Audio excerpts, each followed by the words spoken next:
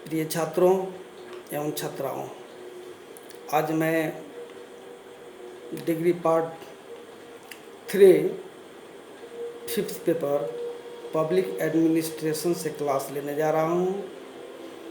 Video teaching माध्यम से मैं क्लास ले रहा हूँ। आज का टॉपिक है नेतृत्व की परिभाषा क्या है तथा नेतृत्व के कार्य क्या है।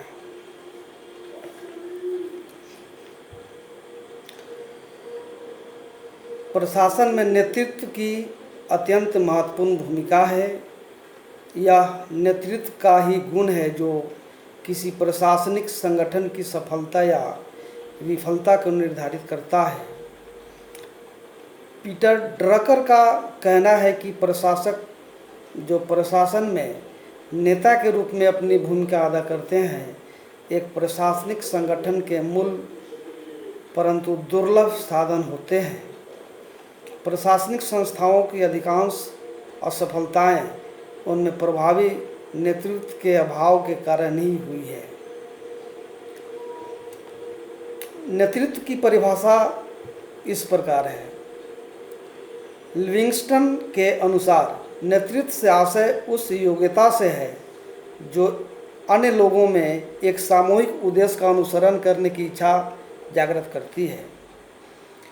मूरे नेतृत्व को एक ऐसी योग्यता मानते हैं जो व्यक्तियों को नेता द्वारा अपेक्षित विधि के अनुसार कार्य करने के लिए प्रेरित करती है। जॉन जी ग्लोवर नेतृत्व को प्रबंध का वह महत्वपूर्ण पक्ष मानते हैं जो उस योग्यता, सृजनशीलता, पहल शक्ति तथा सहानुभूति को व्यक्त करता है जिसकी सहायता से संगठन प्रक्रिया में मनोबल का निर्माण करके लोगों का विश्वास, सहयोग एवं कार्य करने की तत्परता प्राप्त की जाती है। ऑर्डवे टीड के अनुसार नेतृत्व उन गुणों के संयोग का नाम है जिनको रखने पर कोई व्यक्ति अन्य व्यक्तियों से काम लेने के योग्य होता है,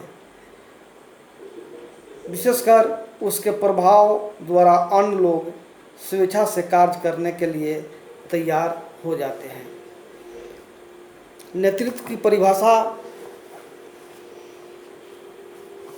देने के बाद प्रिय छात्रों, अब हम नेतृत्व के कार्य क्या है उस पर प्रकाश डालेंगे। नेतृत्व के कार्य के संबंध में विद्वानों में एक मत नहीं है।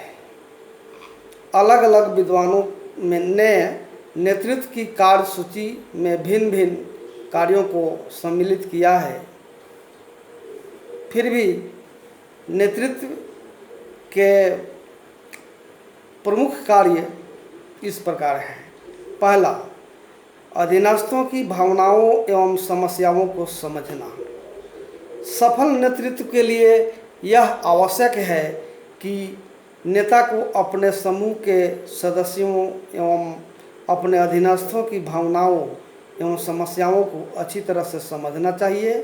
लोकतांत्रिक समाज में कर्मचारियों की भावनाओं एवं समस्याओं की अवहेलना नहीं की जा सकती।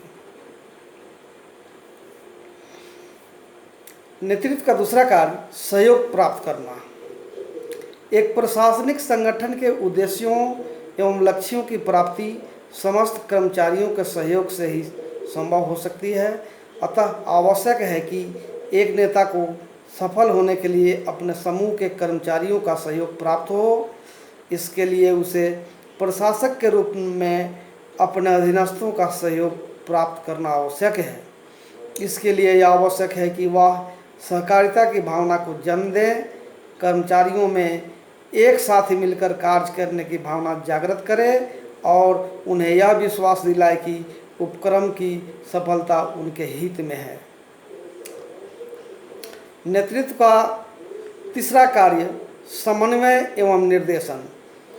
एक सफल नेता का तृतीय प्रमुख कार्य अपने अधीनस्थों के कार्यों में आदेश एवं निर्देशन द्वारा समन्वय स्थापित करना है।